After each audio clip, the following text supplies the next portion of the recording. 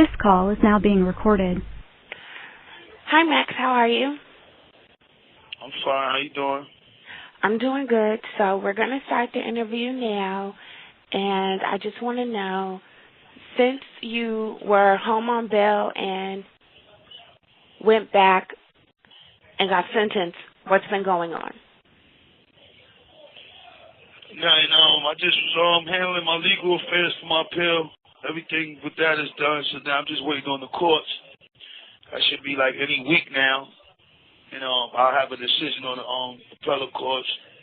Besides that, I've been day to day, taking it one day at a time, getting ready for my grand entrance because I believe in my innocence. I believe I'm coming home this year. I've been writing my book. My book is about 95% done. And, just chilling, just working, maintaining. Okay. For your fans who want to know what happened that night, what can you tell them without messing up your appeal? Oh, I really got my case pending. I can't tell them what happened that night because I was in New York as the crime occurred in New Jersey. So, allegedly, they can read the newspapers and reports, and most of the story I would say is correct or to allegedly correct, but at this point right now, like you said, really can't say. I wasn't on the scene of the crime. I wasn't in the state of New Jersey at the time as the crime occurred, so that's why I got found guilty as a co-conspirator and accomplice and all these things. That's how they tied me to this crime, but I wasn't there, so I couldn't tell you exactly what happened. But I guess you would have to read the newspapers. Okay. And just recently we passed the anniversary of Stax, and everybody knows that you were really close with Stax, and, how do you feel about being the anniversary of his passing? What's the thing that you mostly remember about him, and how do you feel about people, linking Jimmy and the situation back to you guys about what happened to him? Well, first of all, rest in peace to Stax. And I'm about to do a mixtape, Max B. The best of Max B Stack bundles is called A Moment of Music. I got that dropping in a couple weeks. And I feel ain't nobody paying Stax enough homage, man. You know what I'm saying? And it's like, I look at him as more than, he was just a rap partner.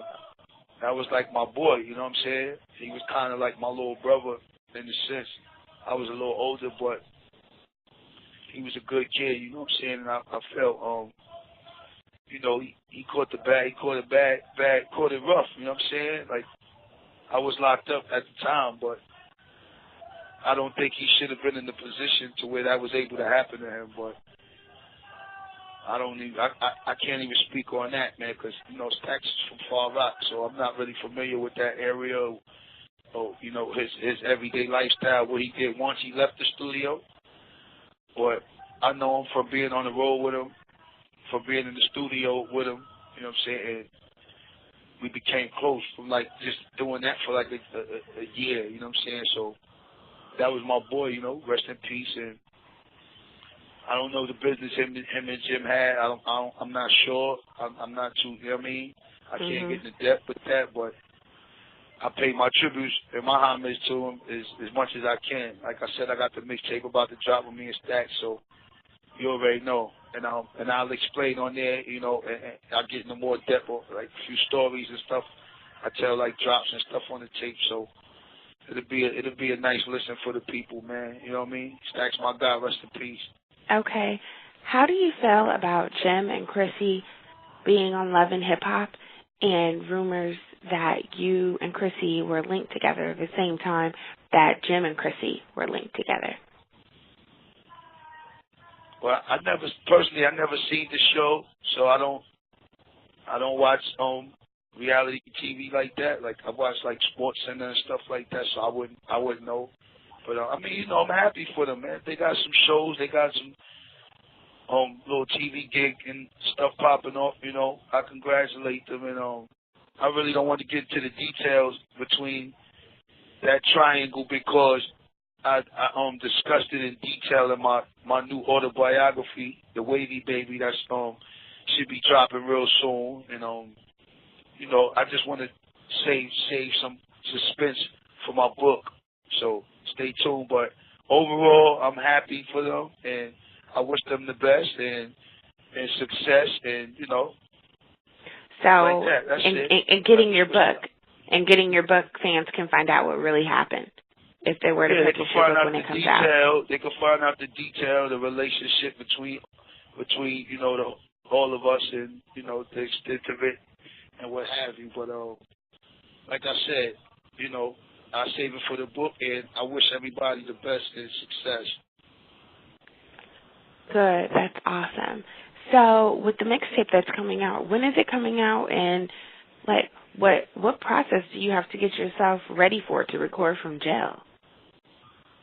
Well, we got the music, me and Stacks. I got the music already in the cut. It just what I did was I just had my guys edit it up, and we just used me and Stacks' best verses, couple of his hot street joints he had, couple of mine, but mostly, you know what I'm saying, just me and Stacks, nobody else.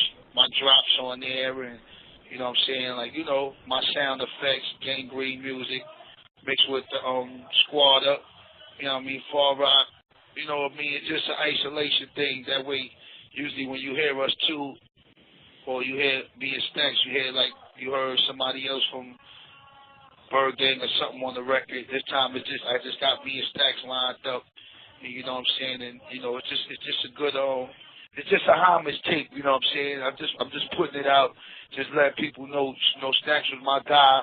He missed, and I'm thinking about him, you know what I'm saying? And you know, he lives on, man. The same way if I die or I'm in here now, I would want people to, you know, pay homage and, you know, keep my name going as best as they can, keep me relevant. I'm busy.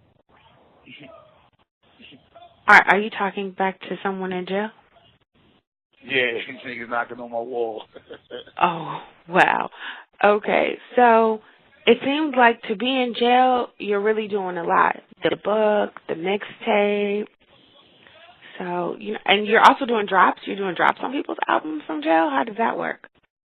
I do drops. I do a verse or a hook if they need it. A couple guys would put me on their beats and stuff. I mean, you know, I gotta survive. Man. So if someone wants you, what do they do? If someone wants you on their mixtape, how do they reach you? They usually contact Massar, MASAR at Gmail. They contact Massar and you know, he'll hook them up, set them up with a price or something like that, you know. And I just get busy. I call on the phone and do my thing. And, you know, these guys got their little studio technology. Some guys line me up right. You know, I do drops. I do mixtapes still. I host mixtapes. You know what I'm saying? But, you know, I got to survive. I got 4 kids out there. Christmas coming up. You know, they want bikes. They want Xbox and Barbie dolls and stuff like that. So I'm just trying to be productive any way possible. You know what I'm saying? Yeah. And still what do you think about, since you've been in jail, all the industry contacts and all the relationships that you've built, have any of them been, you know, not supporting, but, you know, reaching out and, you know, making sure that you're taken care of while you have been in your situation? Well, I mean, this is how I see it. When I was out there, I had a few contacts in industry guys I dealt with occasionally, but I'm not really an industry guy. So when I took this on, when this happened to me, I didn't call on the industry for help. You know what I'm saying? I just do my own thing and I support my own self. You know what I'm saying? And my family's there, my mother, my kids' mothers, and you know I got my own support system. So, but I could tell you this. Somebody very powerful behind that book that's about to drop. So I would say I still have ties and people that need to be reached, that reach out to me. I have support system and I still have ties. So, you know, I mean, I just don't deal with everybody. Mm-hmm. But, yeah. Okay, now you know there's like a bidding war going on for French Montana between like Good Music and Maybach Music and being that I know you know French, what do you think is the best route he should go? Who do you think he should sign with? If you had a guess or a pick, what do you think that French should do?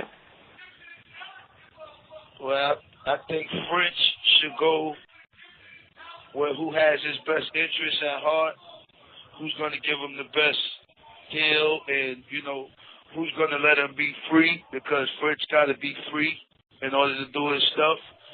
You know what I'm saying? So, when the last time I spoke to him, he was in talks with Kanye and them. And, you know, I think that'll be a good look for him, you know what I'm saying? And, you know, I mean, just shout out to French, man. He doing his thing, and this is how I wanted it for him. When we first got together, I always knew he had the potential to go do his own thing, you know what I'm saying, and be successful. So, you know, I just pray for him and pray he's successful, man. You know what I mean?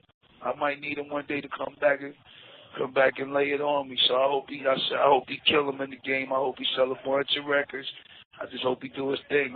That's my boy. He there. When I need him, I call him. He's there. So he'll be all right. He'll make the right decision. What else do you want to say to the public while you have their ear? Oh, I just like to thank all my fans, man. They've been supportive. You know what I'm saying? Keep the letters coming. Keep playing the music. You know what I'm saying? Keep my name alive and keep me relevant, because I should be home shortly, and this time I plan to deliver and reinnovate myself, get y'all a new Max B, a new Bigger Veil, new style of music, man. Y'all gonna love it. And just get that book, man, when it drop, when the Wavy Baby drop, support it. It's gonna be a nice, good read. You know what I mean? And real entertainment. It's just a good look, man. Just keep supporting the Wave, man. Keep supporting the movement.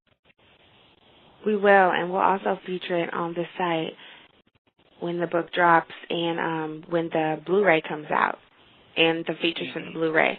All those will be on the site. I forgot about the Blu-ray. I got the DVD dropping in the Blu-ray. Yeah, it's my job not to forget. So yes, okay, I will make sure that they get everything that they can from the site, and you know, if they can't get it from www.masartv.com, then they can go to mouthtoears.com and see everything that's going on, and there's always a way for them to get to Mazar from there.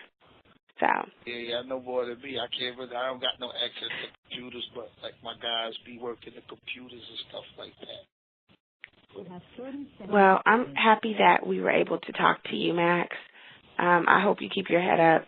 We're here waiting for you, and just know that we're here. So it was nice interviewing you. Mouthtoears.com. We appreciate it, and we're glad we got to talk to Max B today. And we hope you have a happy Thanksgiving. You too. Stay wavy, fans. I love all y'all. Happy Thanksgiving.